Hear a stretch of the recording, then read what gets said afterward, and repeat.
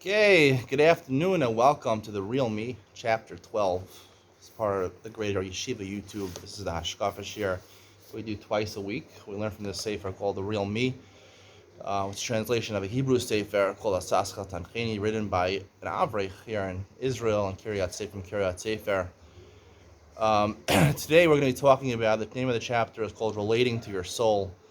I can't think of a more, it's the longest chapter I've read so far in this book. It's a pretty long chapter, and it deals with probably the most general question that people, general question that people are confronted with when they're serious in Judaism, when they start reading Divrei Chazal, when they start reading Divrei Musar, which is the point of this book, how to relate Divrei Musar of ancient years to us presently.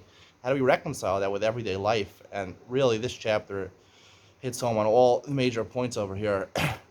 The first beginning of the chapter, are we allowed to have pleasure in this world? That's the question. He goes into that. He says Judaism is distinct from Christianity. Christian monks believe that asceticism is the right way in this world. They never marry, right? He says if we really believe you're not supposed to get benefit from this world, so we get married because it's a mitzvah to have children. But if we're one of those Nebuch cases in Shidduchim that doesn't get married, so we should be happy, we should be thrilled that we don't have to engage in sexual intercourse with a partner, we should be thrilled about that. He goes, and he says basically that's what the Christians believe that, avoid all pleasures of the world because they can't coexist. You can't coexist. You're going to have physical benefits to enjoy the physical world. Obviously, you need the physical world to live. Christian monks don't kill themselves. They don't not drink and not eat, but they try as much as possible to not partake of the enjoyments of this world. And then he says the Torah way, and he quotes Eicha because I want to connect this because this is also on the Parsha, the one on Thursday, the share I give on Thursday. I want to connect to the Parsha, and also it's Tisha B'Av coming up, and Parsha's Devarim before Tisha B'Av talks about Eicha. I'm going to connect the words Eicha in Parsha's Devarim, how it relates to Eicha, part of the Megillah Eicha. He actually quotes from Eicha in this chapter, which is interesting. Obviously, this author had no way of knowing that. I'm doing chapter 12 right before Tisha B'Av. But Tiznach Mishalom Nafshi Shisi Tova, there's a pasuk in Eicha. The Gemara in Shabbos says that I've forgotten goodness, meaning it's been so hard for me, the Chorban, right? I've forgotten goodness. And the Gemara in Shabbos says on 25b, right? Your Abba says, Ozel Mita Mutzas, Isar Mekushetas Talmid Echamim, or Beis HaMerchas, Mita Na, having a good bed, having a good spa, shower, I don't know, and having a nice looking wife. If she's not looking, at least have beautiful jewelry on her, and your bed's set up. He brings other chazals. You're supposed to dress in clean clothing. He even brings a Rashi in Eruvin that says,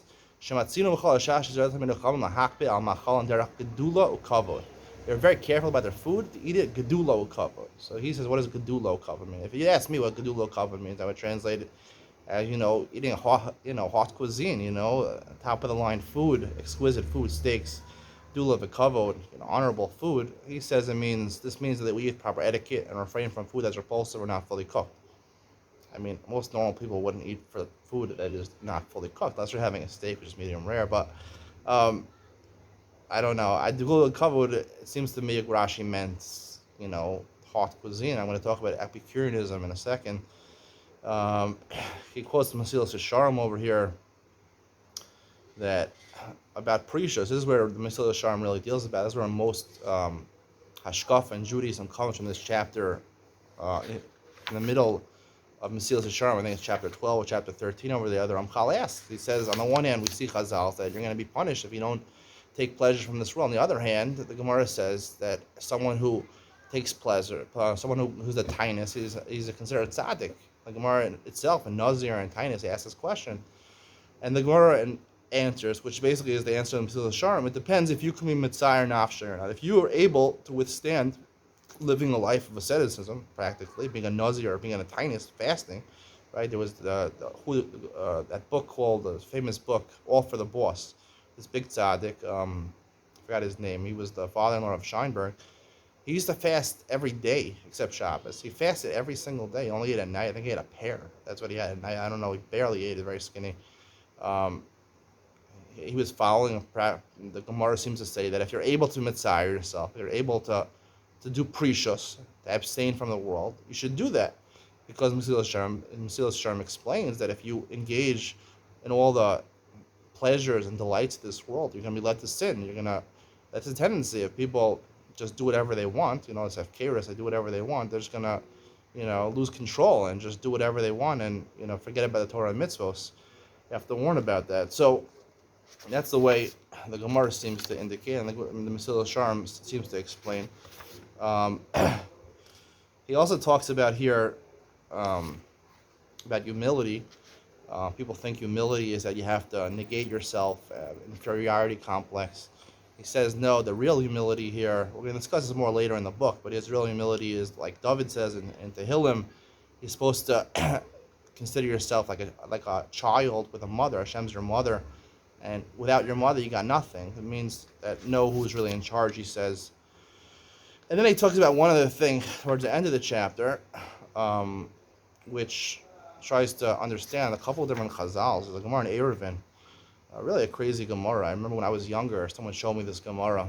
I was like, yeah, you see, this is what you got to do, And I was all stirred up about this Gemara. The Gemara in Eruvin on 22a, he says, Rav Ada, this is what it tells us about Rav Ada, wanted to leave his house for an extended period and go learn. He wanted to go learn for a long time.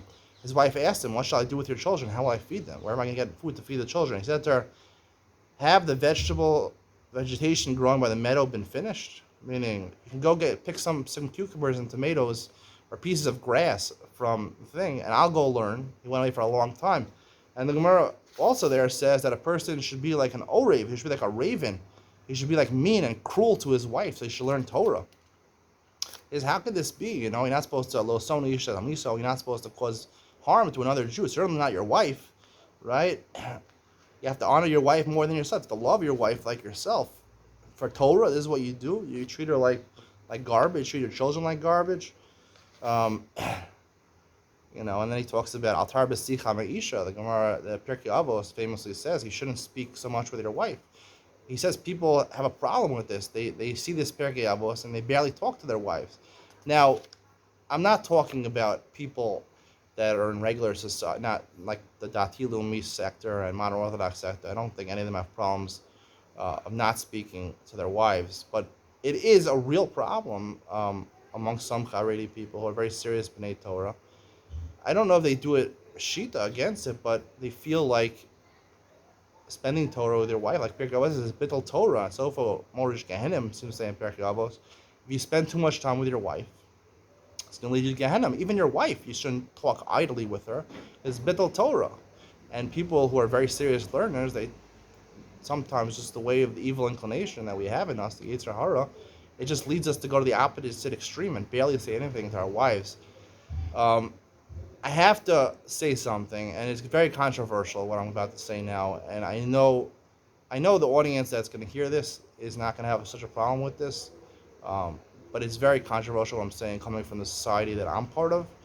The general view of Gedolim as the ultimate tzaddikim and the greatest people, and we can hope we can aspire to even 1/100th or 1/1000th of their level.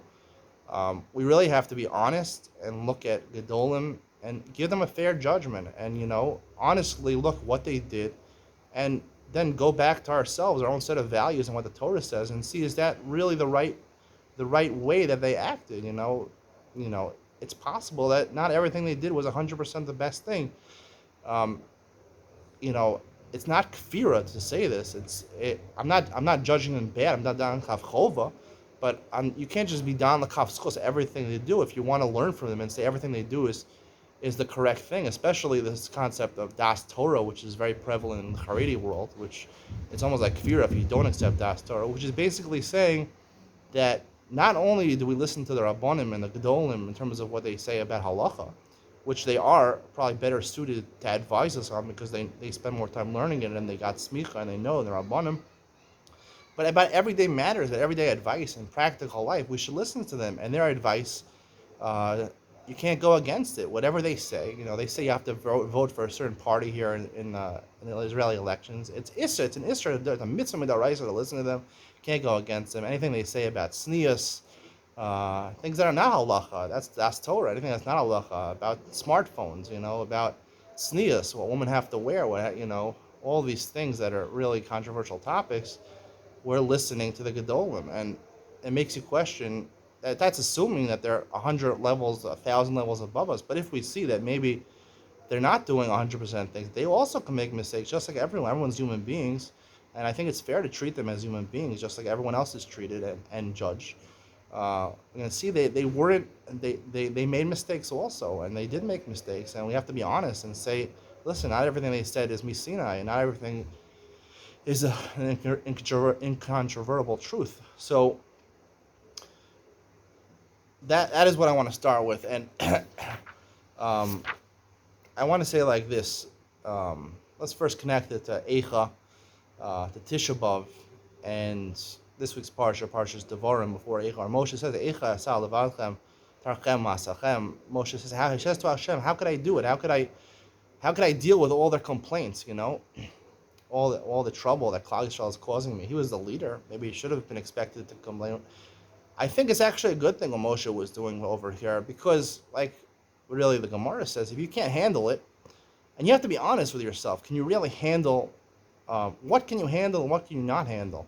And yes, there is a good thing about being a leader, and about if you're the ability to be a leader and to help other people out, you should do that, and you could try to do it if you're in that position, you have the extra time and the extra abilities, and you're a smart person.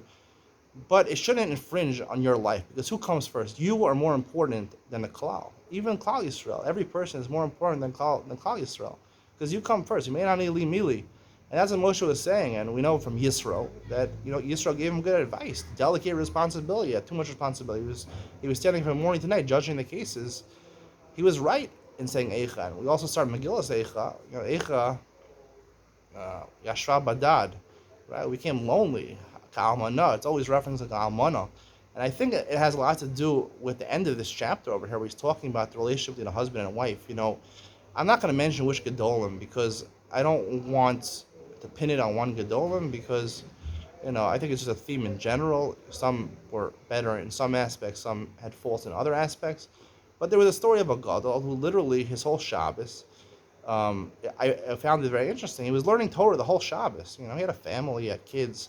And I found it funny that he woke up like Nates or something on Shabbos morning. He went to daven Shachris, then he came home, ate the meal, short meal. Then he went back to learn daven Mincha, came back for Shalosh Shudas after Mincha. And then it says he talked with his wife for 5 minutes. And that was the time he set aside during the week to talk with his wife. He only spent 5 minutes talking with his wife, because Altar B'Sech Isha, right? And then he went the rest of the afternoon, another 7 hours, and learned the rest of the afternoon. Now, everyone will say, whoa, such a big masman, unbelievable. No, when you're married and you have kids, I'm sorry, but you got to spend time with your wife. You got to spend time with your kids. I mean, this is the reality of the world. You want to be a normal person. And he quotes the Rambam over here, that Derech HaEm Soy. He says the Rambam is Shmona Prokim. You have to take the middle path, right? You have to be a normal person. You have to be. I've even heard certain Rabbanim emphasize this many times to other people. They have to be normal people, but they themselves are completely not normal. You have to be a normal person like everybody else. You have to spend time with your wife, spend time with your kids. And that involves a lot of Bittul Torah. But it's not Bittul Torah. Bittul Torah, people think it means not learning.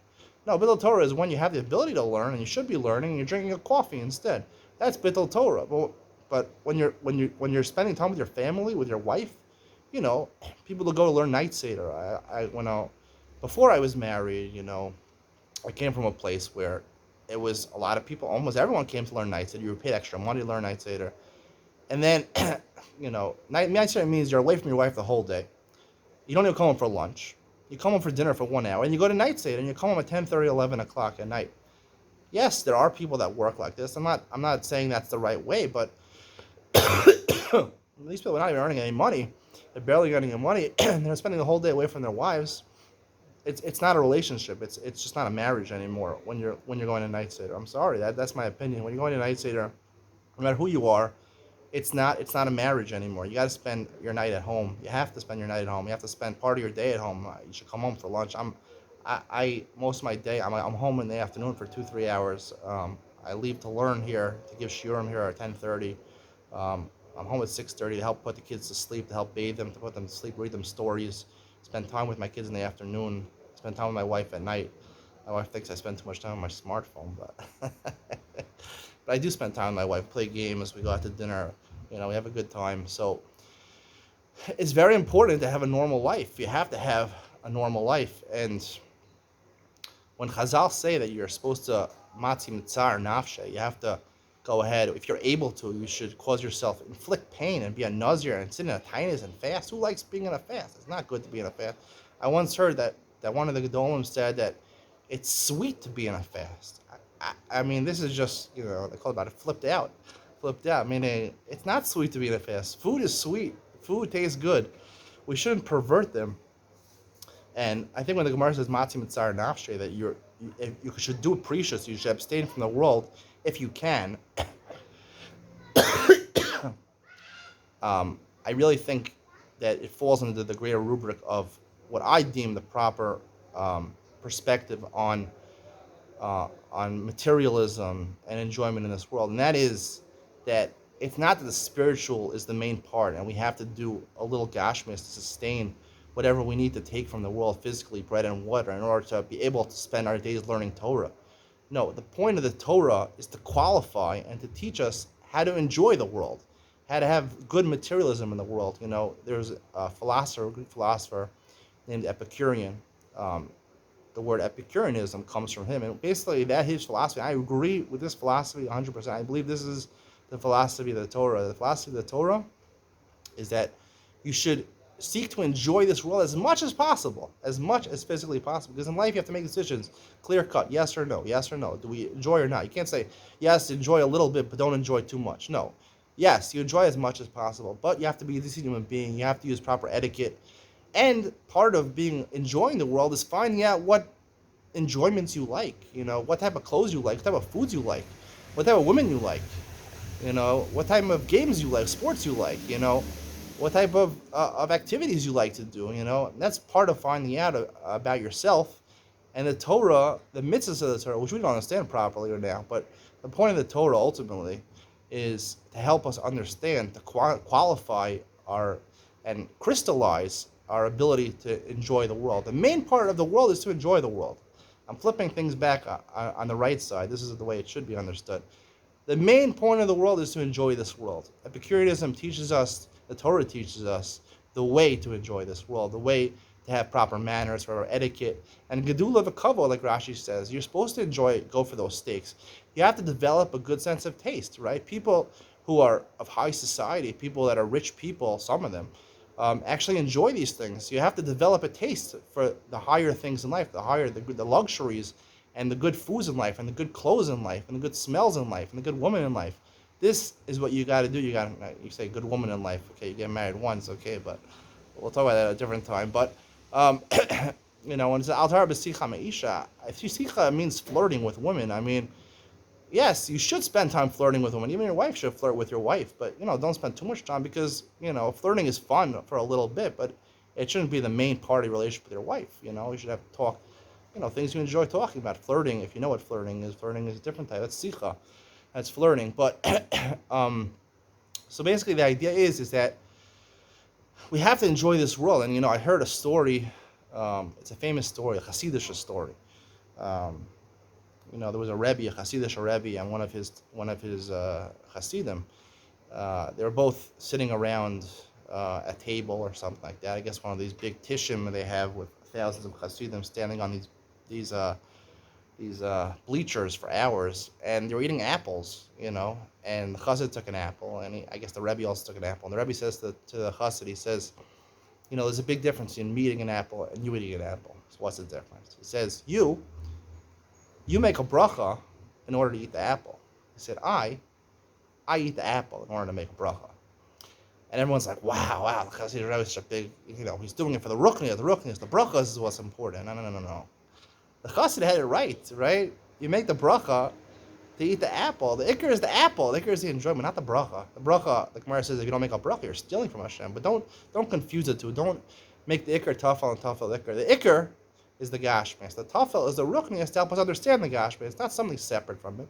It's to help us understand. I don't believe in ruchnius for the sake of ruchnius. There's no such thing. Ruchnius is supposed to qualify and quantify and help us define and crystallize what the right way to enjoy this world, the right gashmius is, the right materialism. I think materialism is a great thing. It's the best thing. But like the Mesilas Yesharim said, if we too into it and we don't focus on the Torah, we won't be able to control ourselves. That's the truth. The truth is that if people get addicted to their phones, I'm a little addicted to my phone also, but that's not a bad thing. We shouldn't forbid phones, and we shouldn't forbid, seeing certain things, um, but we should know how to control ourselves. That's the thing. Epicureanism, you control yourself. You don't do any crimes. You don't do any violence. You don't abuse people. And you know what? A lot of husbands, when they talk about abusing women, it's a big abuse to a woman when you don't spend time with her. You're married to a woman and you barely talk to her and you barely have a relation with her. That's domestic abuse. It really is. And I know this intimately in having my community. I know personal examples of this where husbands are just too into their learning. They ignore their wives. And women, Haredi women, don't have the ability to speak up. Most of them are shy. They know what they want, but they can't vocalize it or verbalize it to their husbands. And they suffer. I see a lot of women suffering, really suffering in their marriages. Domestic abuse. They're not physically beating them, but the lack of a relationship between them that they thought they were going to have. Women have different view of relationship than men. Women seek love out of their husbands. They want their husbands to love them. And when there's no communication and there's barely any time together, there's definitely no love.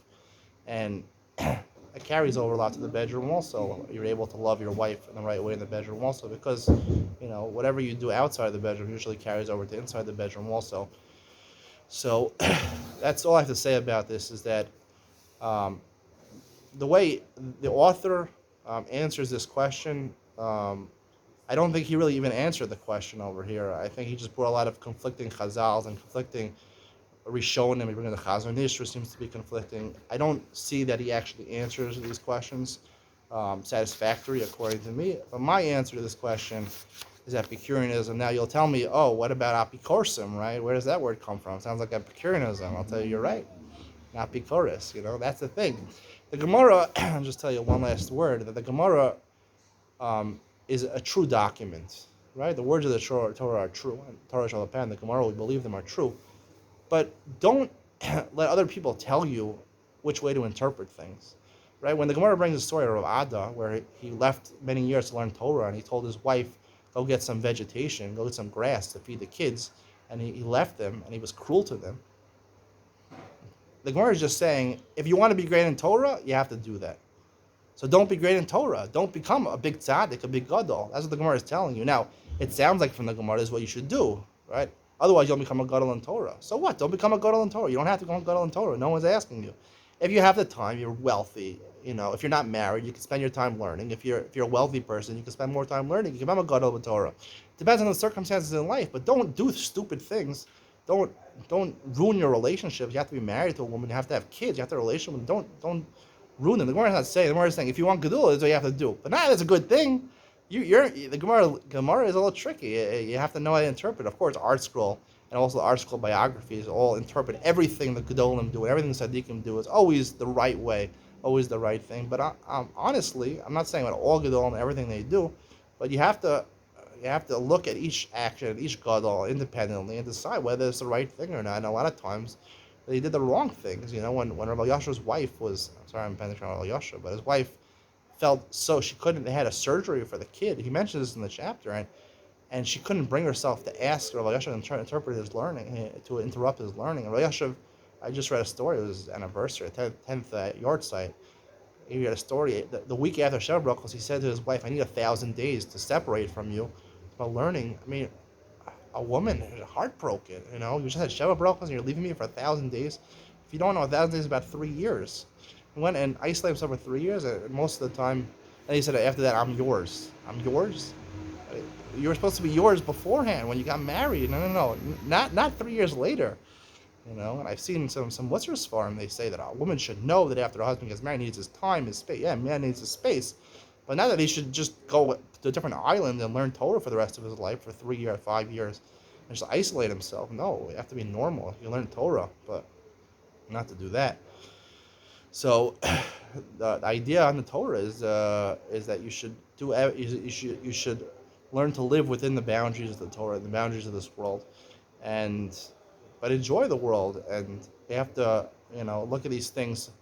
Um, we have to take everything and view it independently. The Torah might lead you in one direction. We have to objectively say, is that a good thing, or is it not a good thing?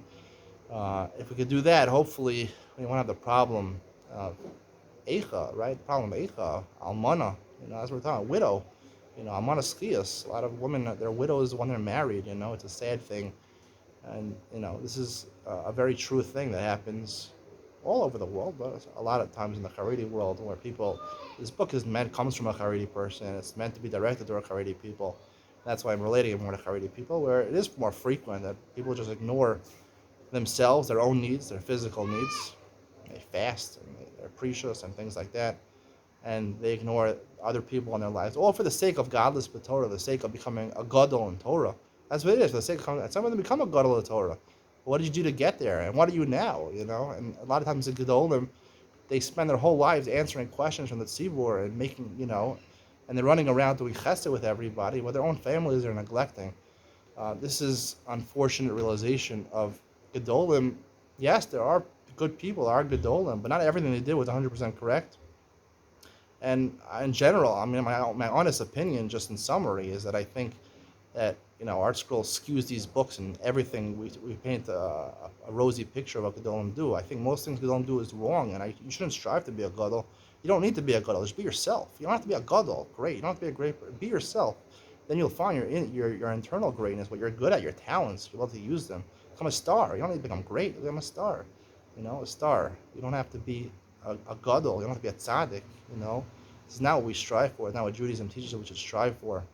And we have to take it. And when it comes to Das Torah, I don't agree with Das Torah because for that very point, because I think a lot of the gedolim and a lot of things they did were wrong. They just, yes, they might have been greater us in learning, but because they ignored their family, ignored their children, it's obvious they ignored a lot of people. Not everyone and not every time, but for the most part, that's what gedolim did, and it became great in Torah.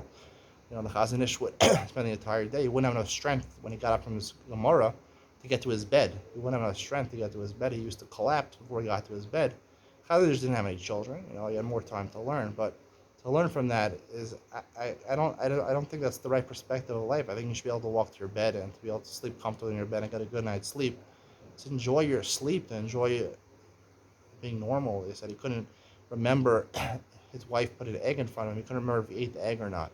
It's hard for me to believe. He didn't eat anything the whole day except one boiled egg.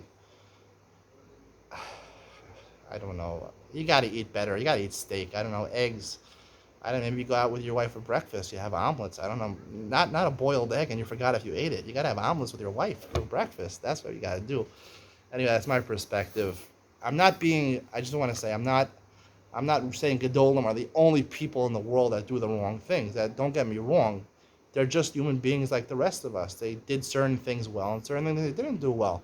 And like every person, they have positive traits and negative traits. But to say gedolim are all good and everything they did is completely right, and to extend of the Das Torah, that their opinions about regular things about the world, their relationships with wives and husbands and children, that we should follow them at everything. And it's the opposite. We shouldn't follow about them because they don't have relationships with a lot of times with their wives and their children. So why are you listening to people that have no clue about the world? They have no clue anything about the world. So you can listen to them about things about the world. You should use smartphones. What you should do in your business. You shouldn't look at women in magazines that are dressed okay. Don't listen to this. They don't know anything about this, honestly. Anyway, but the point is that when it comes to Rabbanis, when it comes to the halachas, they probably studied more than you, so you should probably listen to them when it comes to the Torah, the halacha, the Shulchan Aruch. But we have a shir of Shulchan Aruch Yomi, and we talk about that, and we have my perspective on Shulchan Aruch Yomi. So check out that, and that's all I have to say. Hopefully this coming year, will be the year that Mashiach comes, and we'll be able to realize that Moshe's Eicha was right. Eicha, right? Don't do everything yourself. Eicha, Megillah's Eicha is the problem, it's the cause. We try to do things that we're incapable of doing, being those gedolim, striving to learn Torah all the time. We're going to have wives that are almanas when that are living, right? When the husband is living. And don't take everything on yourself. Think what's the best for you, number one, your wife, number two, your family, number three. And then after that, if you have extra time and extra resources, then for Klal Yisrael, have a good Shabbos and Freilich and Tisha B'Av, hopefully. Bye.